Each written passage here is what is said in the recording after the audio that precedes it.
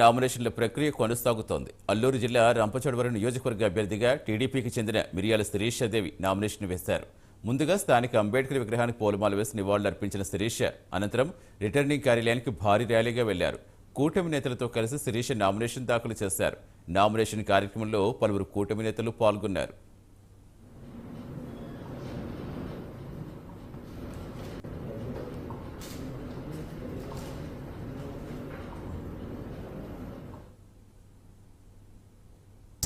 రాష్ట్రంలో జరుగుతున్నటువంటి అరాచక పాలనకు, జగన్మోహన్ రెడ్డి అరాచక పాలనకు చరమగీతం పాడడానికి ఒక శాసనసభ్యురాలుగా నేను నామినేషన్ వేయడం జరిగింది. రాబోయే ఎన్నికల్లో ఖచ్చితంగా రాష్ట్రంలో మన చంద్రబాబు నాయుడు గారు గెలవబోతా ఉన్నారు. రాష్ట్రానికి రాబోయే రోజుల్లో మంచి రోజులు రాబోతా ఉన్నాయి.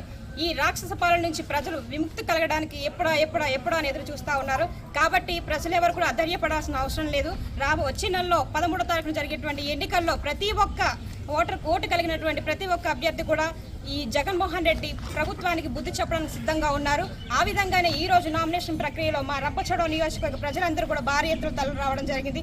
మాకు మద్దతుగా ఈ ప్రస్తుతం రాష్ట్రంలోనే కాదు, ఈ రంపచోడవరం నియోజకవర్గంలో కూడా ఒక రాక్షసుడు పరిపాలిస్తా ఉన్నాడు, ప్రాంతాన్ని దోచుకు తింటా ఉన్నాడు. వాడికి బుద్ధి చెప్పడం కోసం మాకు అండగా నిలిచారు ప్రజలందరూ కూడా. కాబట్టి ఈ సందర్భంగా నేను ఒకటే తెలియజేస్తా ఉన్నాను, రాష్ట్రంలోనూ అదేవిధంగా రంపచోడవరం నియోజకవర్గంలోనూ ఖచ్చితంగా తెలుగుదేశం జెండా ఎగరబోతా ఉన్నాము.